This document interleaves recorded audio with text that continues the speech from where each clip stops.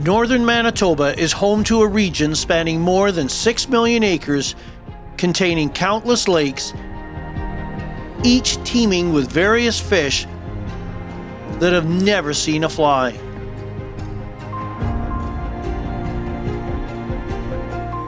I literally dropped the fly over the side of the boat. Whoa! Nestled within this region, you will find Gangler's North Seal Lodge, the gateway to this vast, untouched wilderness. Gangler's floatplane fleet is the only way to access these remote lakes. I've always enjoyed trips with the opportunity to catch more than one species on the fly.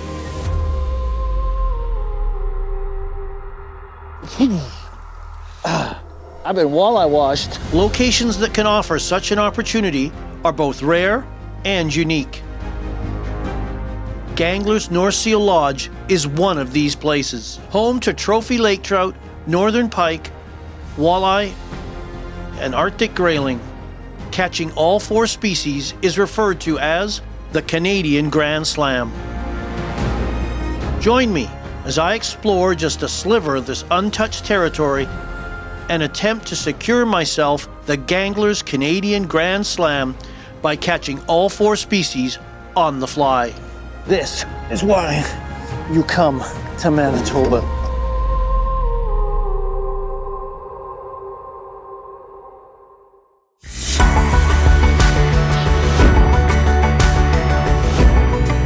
Ooh, that's a nice sized fish. Absolutely fantastic. Nice. Oh my goodness, that's the kind of fish they make stickers out of.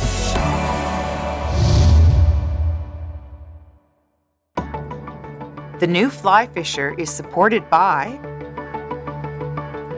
Travel Manitoba,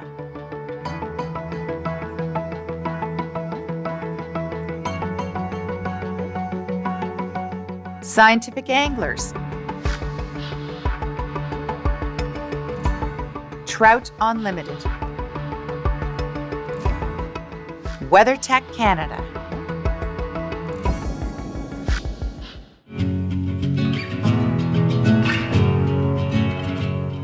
My Gangler's North Seal Lodge adventure began with an early wake-up at my Winnipeg hotel. I boarded a shuttle and headed to the airport to check into my Gangler's flight. Once at the airport, I checked my baggage and boarded the aircraft for the approximately 2-hour flight to northern Manitoba.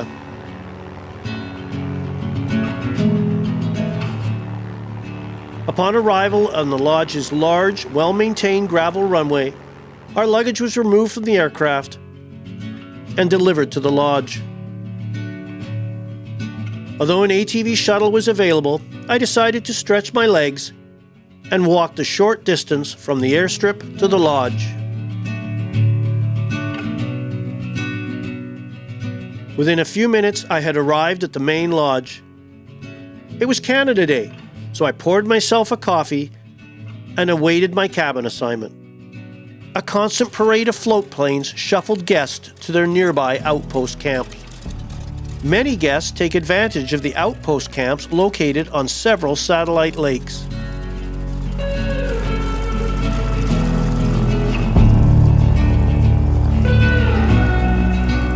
Gangler's North Seal Lodge is located on the shores of Eggenolf Lake, approximately 640 miles north of Winnipeg, Manitoba, some 60 miles from the Nunavut border. The main lodge serves as a stepping stone to the incredible number of lakes the lodge has exclusive floatplane access to. Gangler's offers 5-star accommodation at their main lodge.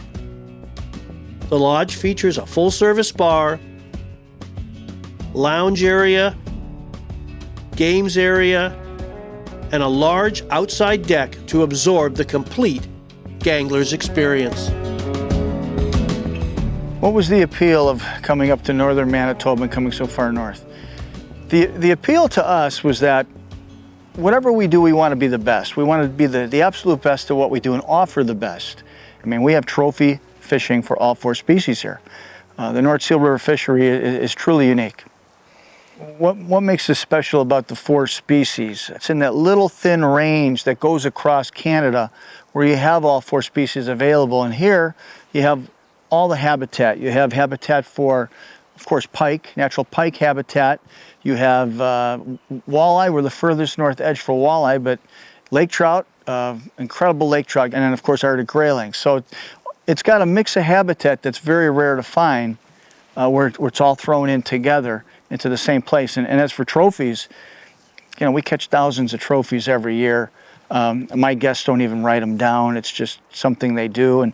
And the quality fish, the fish that I would call, like with pike fishing, 35 to 39, 40 inches. I mean, we can't even keep track of those. And a fishing lodge is about atmosphere. It's about personal service.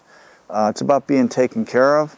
So we've kept the lodges small. The main lodge is the 5-star with the chef on site and fully guided, all the accoutrements, I guess you'd say. The main lodge holds up to 26 people, 9 cabins. The outpost camps range anywhere from 4 to 10 people per camp, depending on the size of the lake, size of the camp.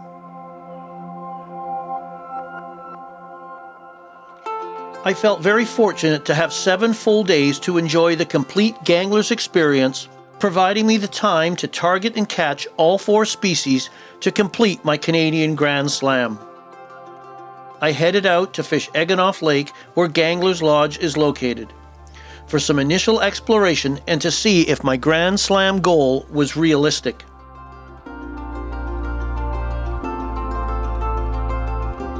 Northern pike belong to the same family as muskellunge and pickerel. They are long-lived, surviving over 20 years in ideal conditions. They are an aggressive apex predator capable of attaining large sizes well over 45 inches in length. Pike often hunt the deeper regions of the lake. They also love to stalk shallow bays and weed beds. Pike have a large, varied diet. Almost anything they come across ends up on their menu, including lake trout, lake whitefish, cisco, grayling, suckers, perch, frogs, leeches, ducklings, even each other. After a successful hunt, pike return to warmer shallow bays to rest and digest. Shallow bays are also favored spawning habitats, which takes place early each spring.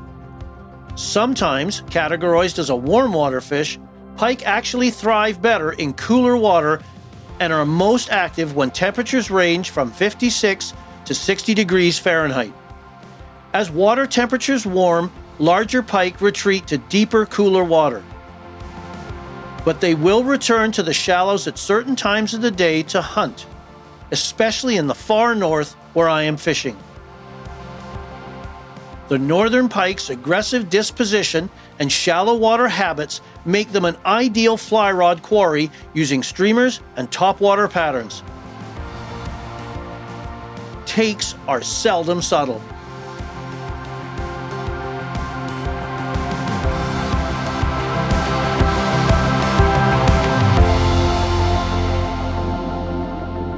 Oh yeah, there we go. I thought I saw a swirl. George took us out for hunting some pike. That looks like a nice fish. On the Whistler, one of my favorite pike flies.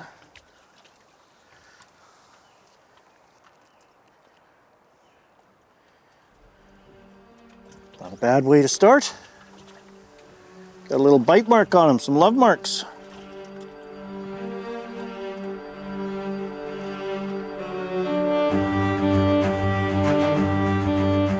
I thought there might be somebody here. Line off so I don't stand on it. Fishing wire leaders. Just grip him in the chin. Watching for his chompers. And this one is right on the side of the mouth. Nice little Eganoff pike.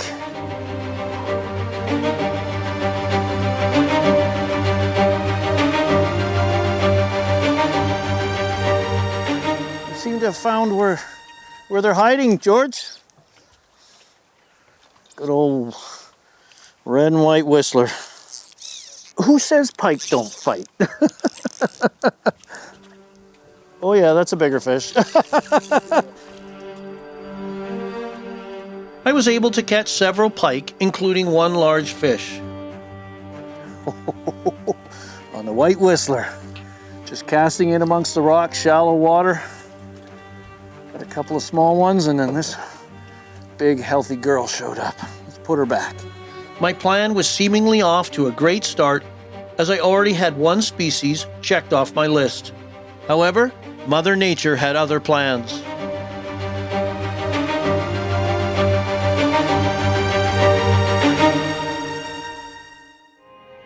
Weather on any trip often plays a role. My trip to Ganglers proved to be no exception. The next day, a large aggressive cold front passed through. I tried sneaking out before it settled in, but heavy rain and increasing winds cut my session short. It just wasn't safe to stay out on the water. We were lodge bound for the balance of the day, and even into the following day as high winds and rain bombarded the area.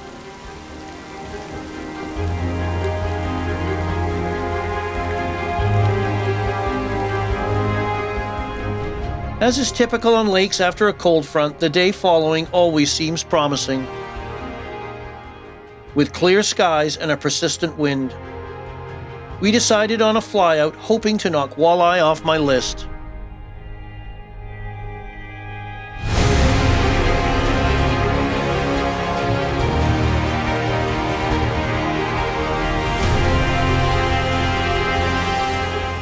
But the reality is the extreme temperature changes and barometric pressure swings caused by the cold front usually drive big fish into the depths.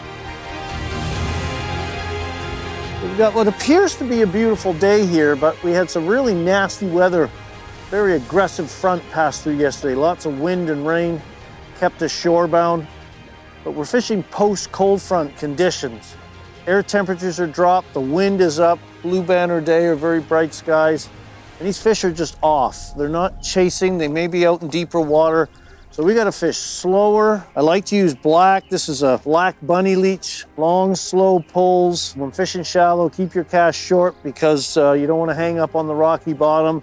We just gotta work slowly and methodically, and hopefully as the day progresses, the activity level of these fish will pick up.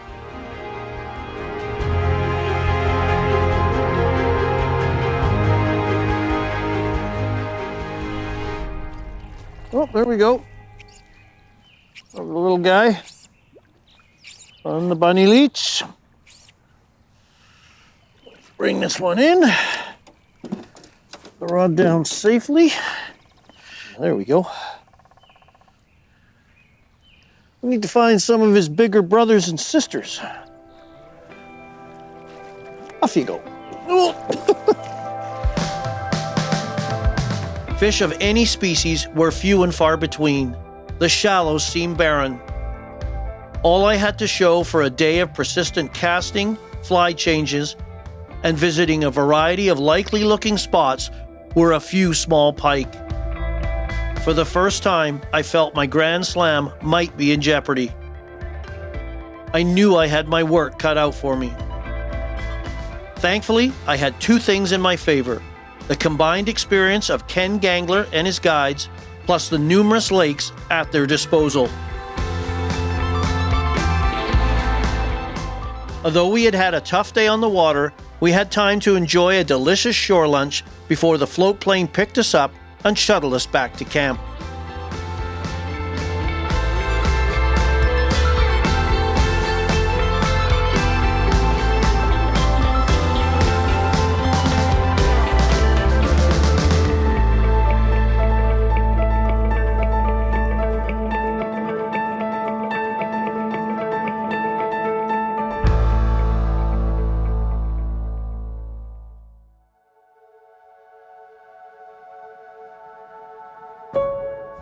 Lake trout are the largest member of the char family, capable of attaining massive sizes.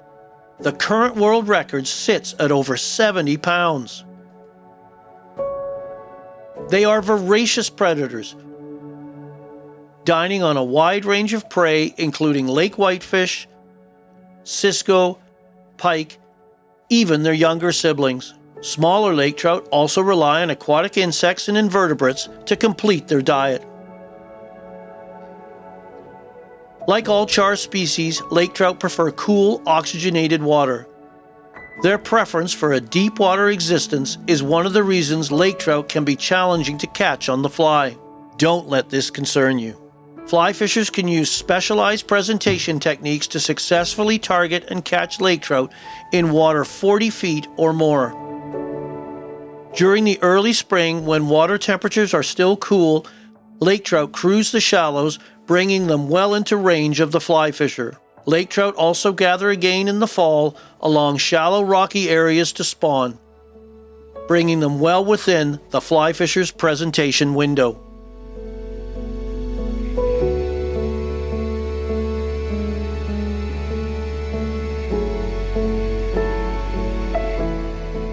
Although the main front had passed, we still had a few rain squalls passing through. I wondered if this might further impact our fishing. Speaking to Ken, he said the conditions were perfect for lake trout, as they are often active in low-light conditions coupled with rain. We headed out on the lake to target lake trout in deep water. We're going to cast downwind as far as we comfortably can. Then we're going to strip off the rest of our line and basically stack mend it on top to get that line to sink as vertical as we can, and then strip it back up through. So you need a relatively light wind day, which we've got here today, and George does a great job controlling the boat to allow that line and fly to sink, and then we hang on for the big thump of a lake trout.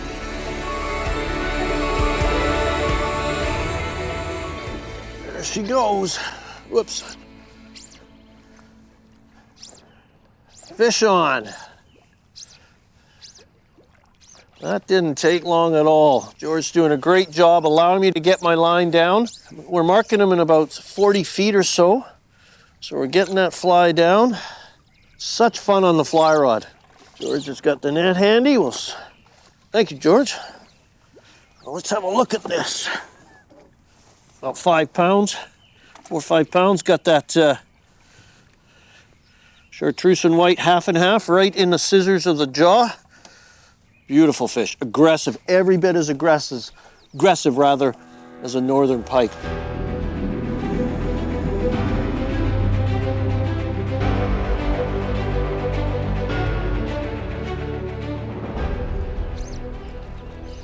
So we're we're casting downwind, as far as you comfortably can. You don't have to try and hit the other side of the planet.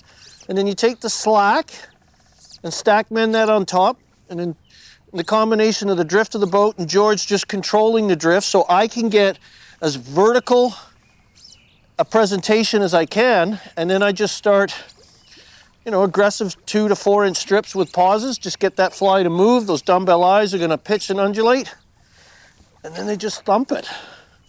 And there's no subtle take with these Lakers. They're very aggressive predator. He looks pretty good. I'll just steer that right in. It's in the bucket. So when the weather is lousy, this is the time to come chase lake trout and gamblers.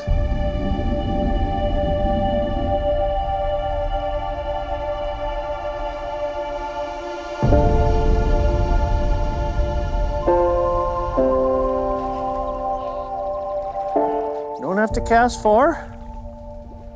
And then just take the slack and throw it in, and then George just helps control the boat and the combination of the drift just to allow that to sink. We've got to have the sink time. We don't have the luxury of a heavy lure like a conventional angler would, a heavy spoon, a heavy jig.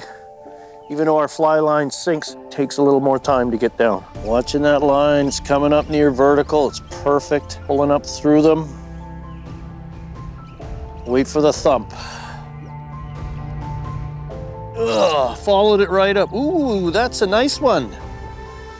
I'll take that.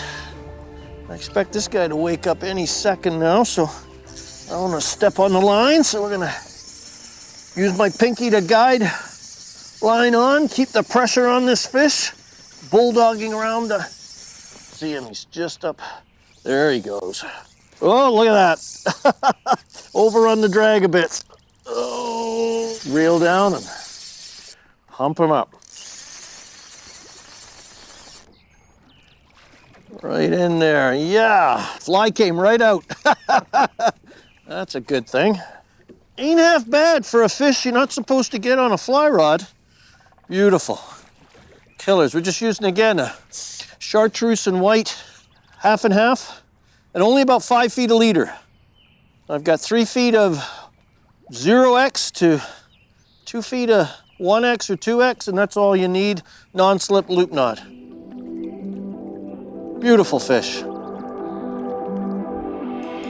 One of the challenges when targeting fish, such as lake trout in deep water, is consistently getting your line and fly to the same depth.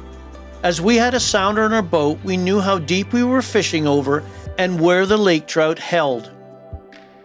In these situations where you know how deep the fish are and the sink rate of your line, the rule of 12 comes into play. So what does this mean?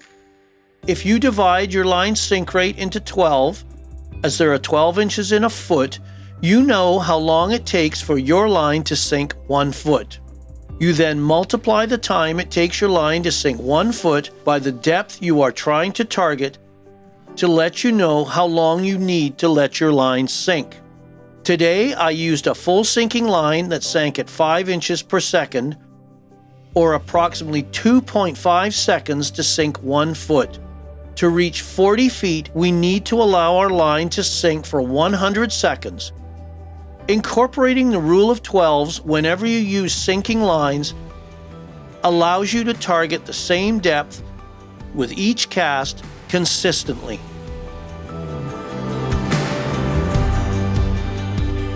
Oh, look at what we got. Using a 10 weight.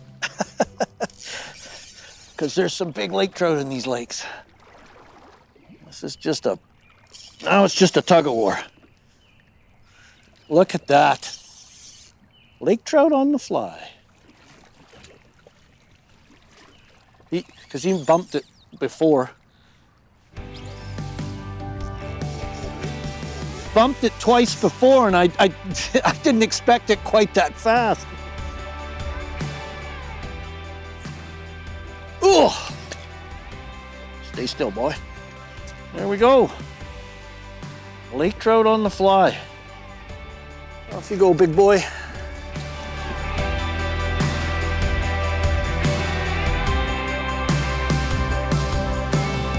When prospecting deep water greater than 30 feet for lake trout or other species, getting your line and fly deep can be challenging.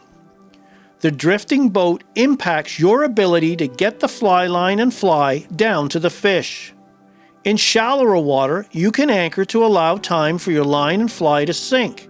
However, in deep water, it is often unwise or impractical to anchor. When the winds are light, you can get your fly line down 60 feet or more. Begin by stripping off the necessary length of line to reach the targeted depth. Using a couple of false casts in conjunction with a double haul, make a comfortable cast downwind. You do not need to cast all of the fly line. Once the line and fly land and begins to sink, stack mend the remainder of the line you have stripped off onto the line you have cast using a series of roll casts. During this portion of the presentation, adjust the boat's drift to allow the fly line to sink vertically without tension. Do not allow the fly line to drift past you, as this adds tension, which sweeps your line and fly up and away from the zone you wish to target. Allow the line to sink until it is vertical or near vertical before starting your retrieve. Use a brisk 6 to 12 inch strip pause retrieve to pull your fly through the water. Be prepared for an aggressive take at any time during the retrieve. As the fly comes near the surface, allow it to hang for a few seconds before casting again. Lake trout will often follow the fly to the surface before taking it. The hang portion of this presentation allows you to hook these following fish.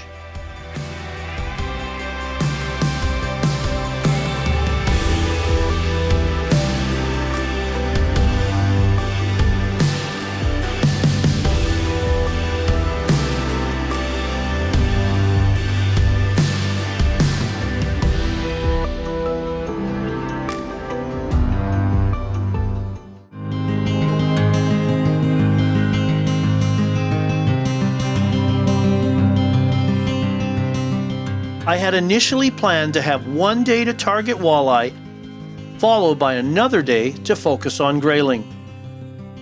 Due to the impact of the weather earlier in our trip, this was no longer possible. My quest for the Grand Slam was in jeopardy. I had just one day to catch walleye and grayling on 2 separate lakes. Our plan was to fly out to one of Ken's favorite walleye lakes. I had until a little after midday to cross walleye off my Grand Slam list.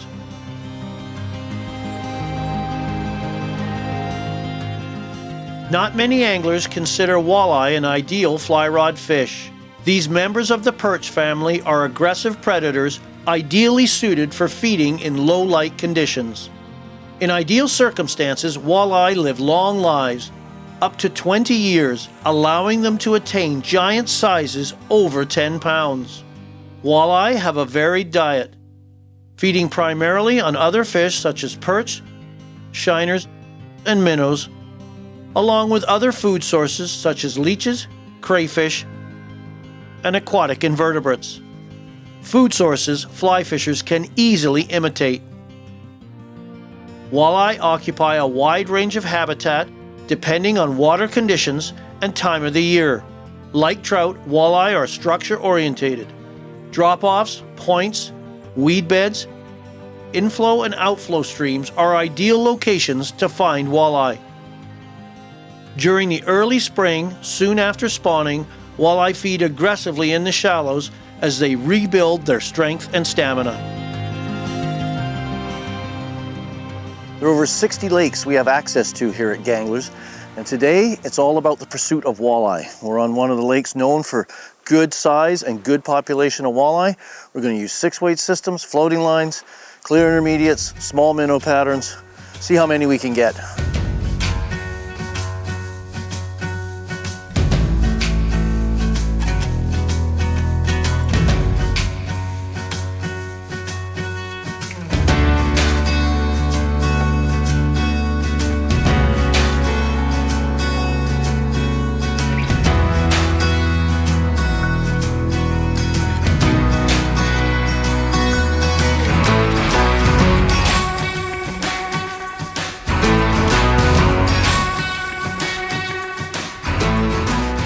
That's a fish. We have a fish. Just slow stripping. White streamer. Feels fairly decent.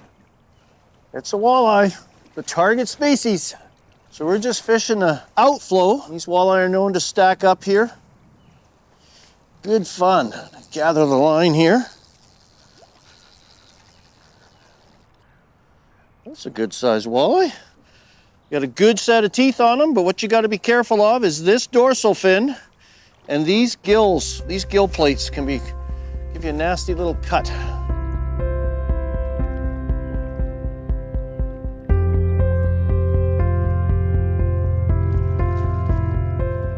So that species is officially crossed off the list.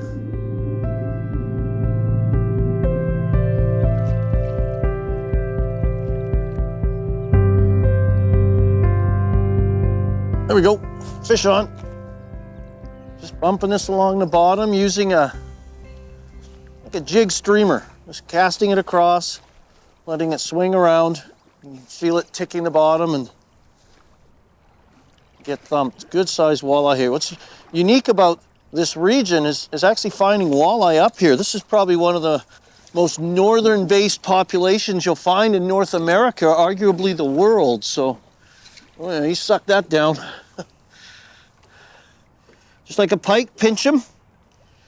And I'm gonna grab my hemostats because they have a set of teeth. They don't not as aggressive as worry about it necessarily like a pike, but neat skin, feels like 60, 80 grit sandpaper.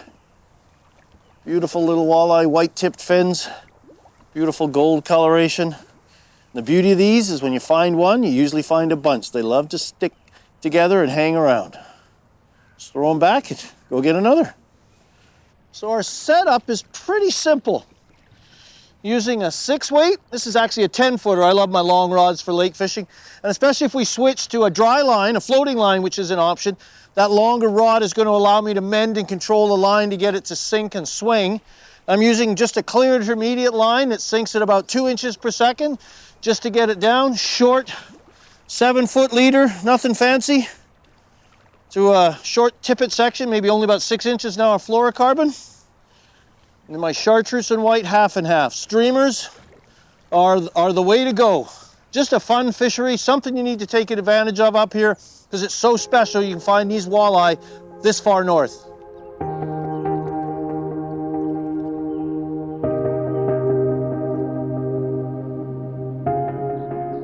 Walleye liked it. Kind of got a little tap and then it got a little heavier. They're fun to catch on a fly. Look at that, beautiful. I'm gonna do that again.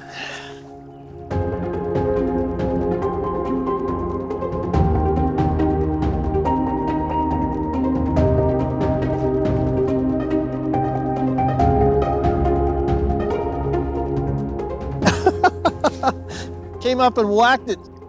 So this fish was probably following my half and half for a little while, but they're so well camouflaged with their golden brown coloration. Oh, there we go, nice walleye. Nice walleye. Beautiful walleye there.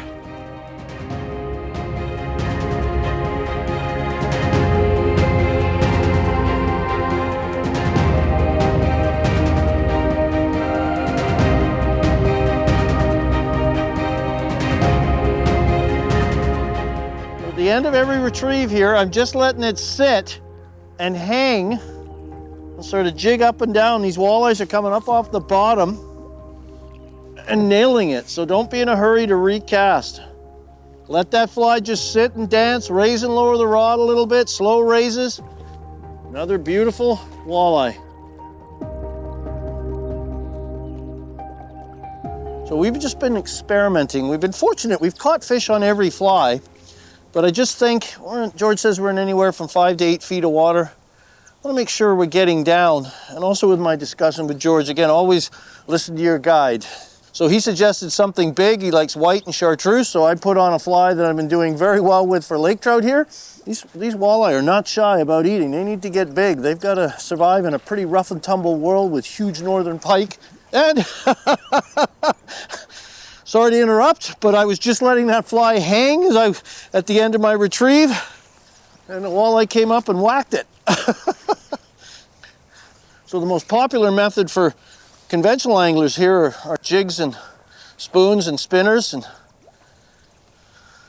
they'll eat flies too. And in many instances, they have never seen some of the weird creations we come up with. But this is actually a very nice walleye that's eaten my chartreuse and white half and half again. This is one of the larger ones we've caught. Ooh, this is arguably the nicest one of the morning so far. That's a pretty nice looking walleye. So we've got outflow here. We got current, so I'm quartering, like swinging flies you would on any river. And they seem to be concentrated down here. So this allows me to sink, and then I'm just retrieving it, jigging it. Sometimes I'll add a little strip action with the rod just to animate the fly. Sometimes it's a thump, sometimes it's just a tightening, and sometimes it's a tick tick and then a thump as they suck it in.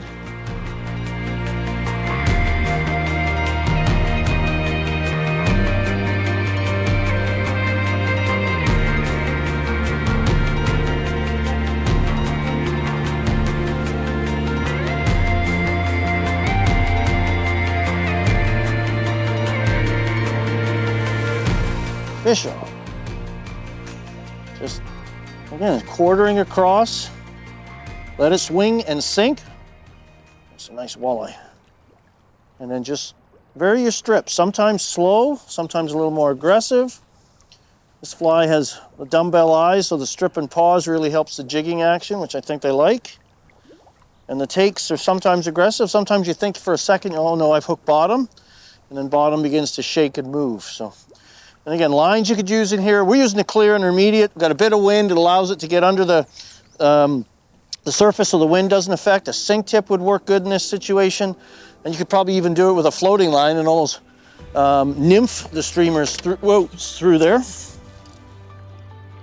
Watching out for those gill plates and dorsal fin. Nice little walleye. With walleye now stroked off our Grand Slam list, only one fish remained. It was time to target grayling. But I had only a few short hours to accomplish this task. If there is a signature fish of the north, it just might be the Arctic grayling. They are the only grayling species found in North America. The Arctic grayling is a stunning fish, tailor-made for the fly fisher.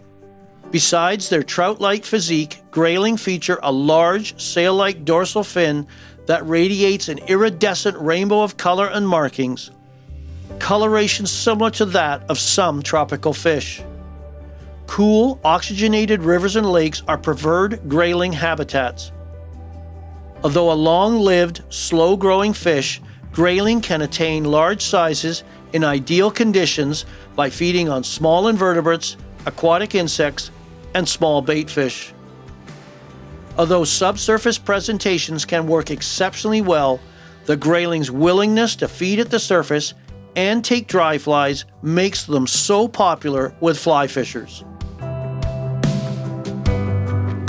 Just pulled over out of the current, tucked up in a nice rocky point. I'm gonna get out, can walk up along these rocks ahead of me, work these different lines. I'm gonna try the chubby Chernobyl to start, see if that drags anything up. If not, I might downsize the fly a little bit, or God forbid, nymph for them.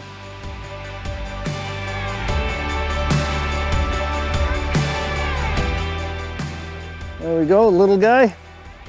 Find a place to bring him in. I want to bring the grayling to me. I want to go to him. Very hard to hold.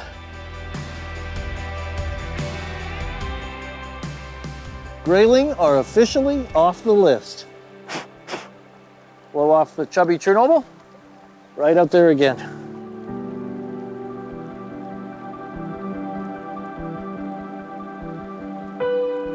Up in front of me, I've got one rock that's about a quarter exposed, and then behind it, 3 others. Each of these is forming little current tongues. So I'm just gonna try and work the inside seam where the fast and the slow water meet.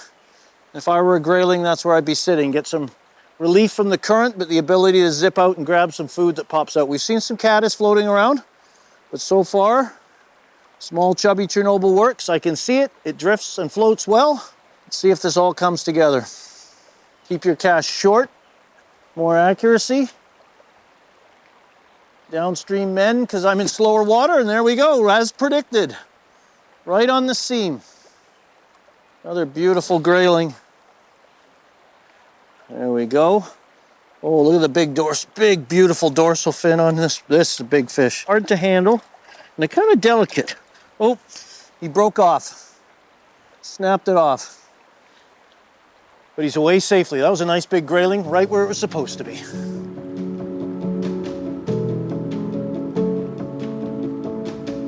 Setup for this is pretty simple. 5-weight system, 9 to 10 foot. I'm using a 10-foot rod, gives me better mending ability. Dry flies. This is a little chubby Chernobyl, about a size 10. Elk hair caddis. Parachute Adams.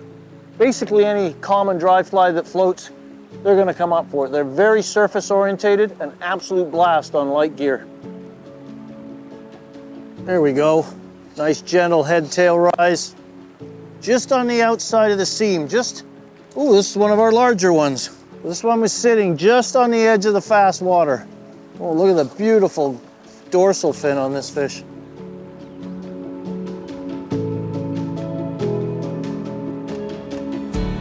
They're so delicate. Look at the colors on this, the fins, the dorsal fin.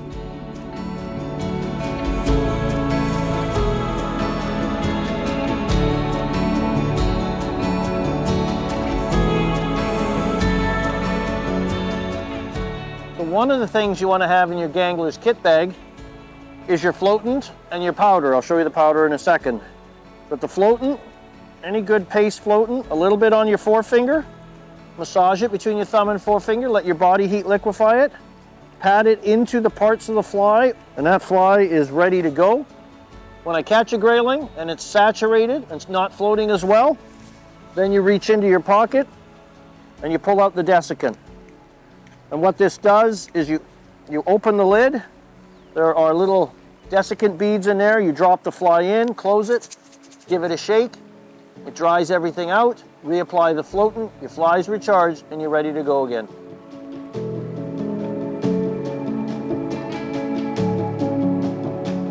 There he is, as predicted.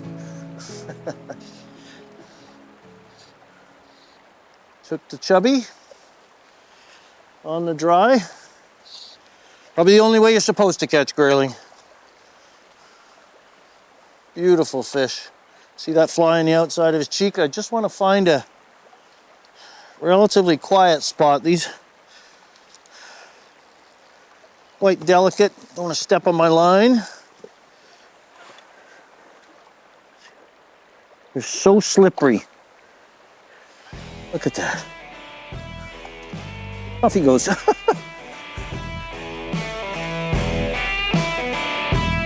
I had already caught a few northern pike before the bad weather moved into the region. Coupled with the success of catching lake trout, walleye, and Arctic grayling, I now had my Canadian Grand Slam successfully completed. Now it was time to see if I could upgrade my pike by exchanging blows with one of the large pike Ganglers is famous for. Ken Gangler suggested that if I wanted a shot at some true trophies, I should step up to the big leagues with a flyout to Frustration Bay, located on nearby Adam Lake.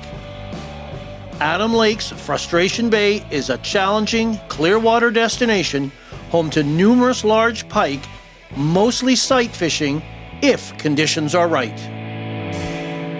Today I'm standing on the shores of one of the most beautiful places we visited this week on our trip to Ganglers. It's a lake home to a place affectionately called, and probably more ominously called, Frustration Bay. There are huge trophy pike apparently that lurk in this bay, well within reach, well within eyesight, that just love to snub your flies. Hopefully we spend more time catching than we do watching.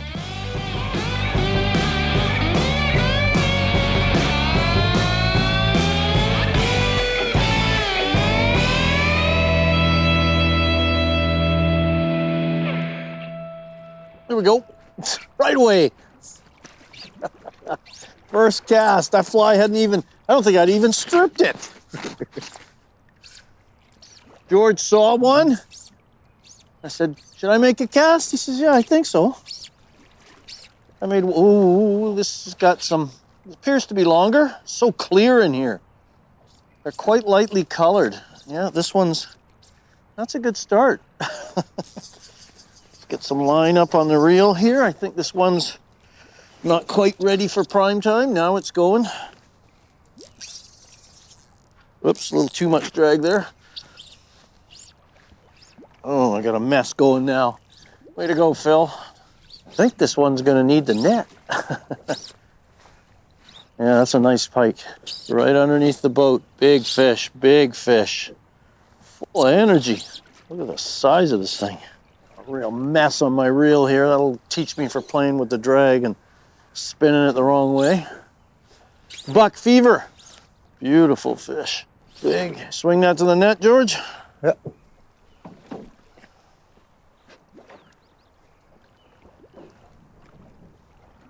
Yes. Woo! That's not a bad way to start. Frustration Bay. First cast. I'll let him go. There she goes. Thank you. Yes. One's in the bag. Let's go get some more.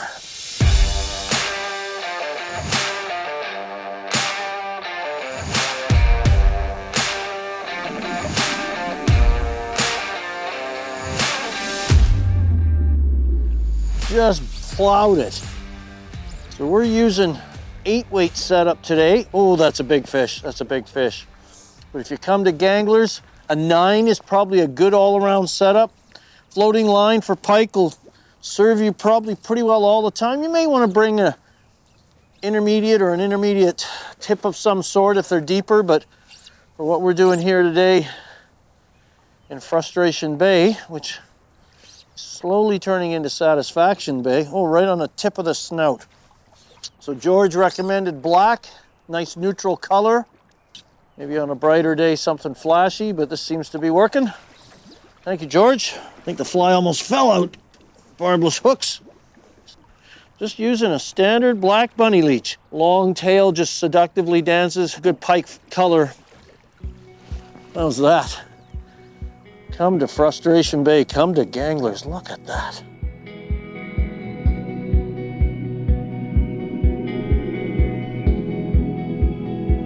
I'm gonna play a hunch here. This is crystal clear water.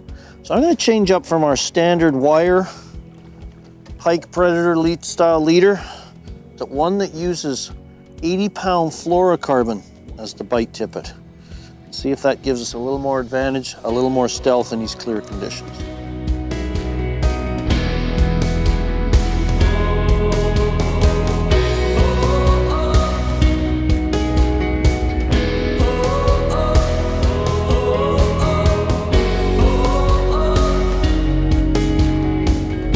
There we go, in the pencil grass. Sitting in, wind's pushing in. Probably pushing some of those suckers we've seen. How big he is yet. Oh, it is a fish. For a second, I thought it was a stick. But it's got all the pencil grass. Grass is. Yeah, looks good size, but yeah, for a second, I thought he was a stick. Ooh, it's got some power. Making this 8-weight of mine work. That's a nice looking pike. Oh. Hey, flies out. So pike are a little different than trout. You can't really grip them by the tail. I've got them just underneath the chin here. Do not want to put your fingers anywhere near the gills because they're sharp and you'll cut yourself to pieces. And then we want to support him kind of between his anal fin and his middle set of pelvic fins, I guess. And they'll stay nice and calm there for you. You don't want to bend them unnecessarily. Got total control of him. Now we can just lean him over the side like so. Whoa, and there he goes. So again, a little different art to handling these things. I'm actually getting them under the chin. I'm nowhere near the gills.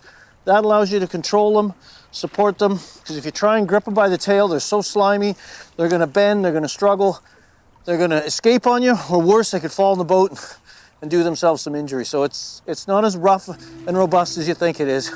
It's the best way to handle a pike.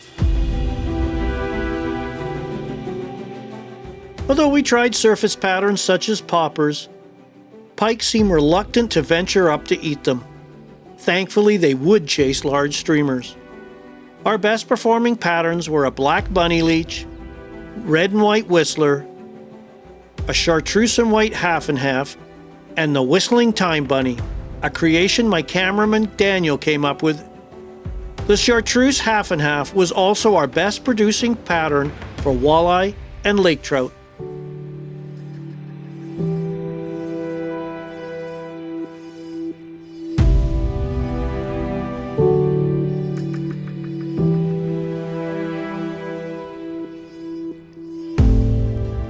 There we go. That was soft. Holy. Okay. It just felt like some under, it was just under tension. There was no, what I would call your aggressive, typical, now this is woken up, your typical aggressive pike strike. It was quite soft. It was almost like a now what's it doing? Oh, no, you don't. Get out of that.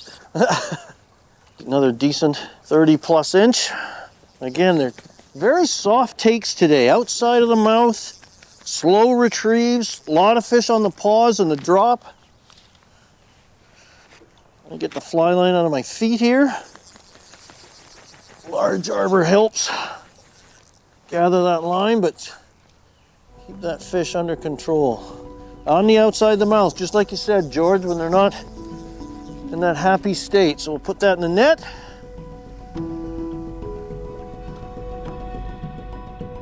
There we go. Thank you, sir. Right out. Right on the side of the face. I'm gonna reach in, grip her by the chin. There you go. Nice, healthy pike. Why are you eating so softly today? Reminded me of home for rainbow trout. That soft, delicate take.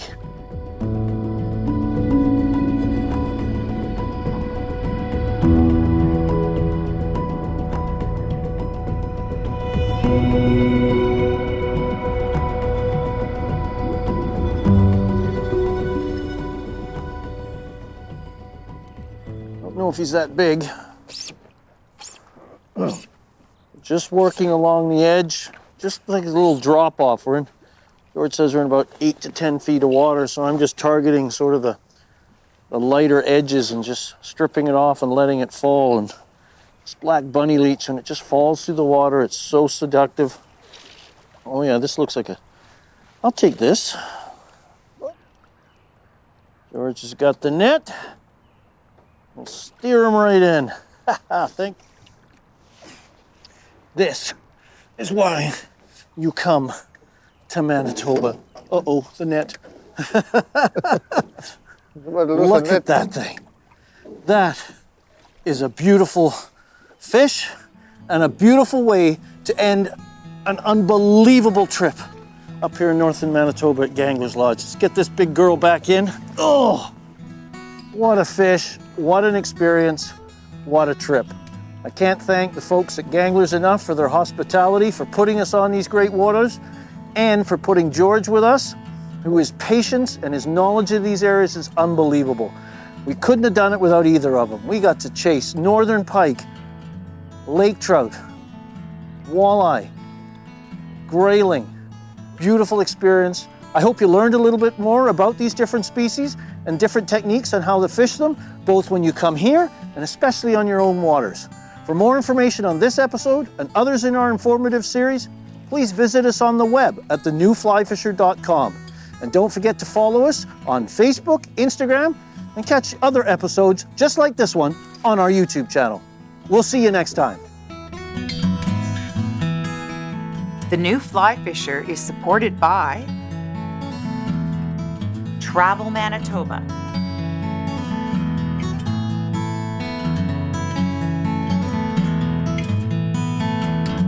Scientific Anglers, Trout Unlimited, WeatherTech Canada,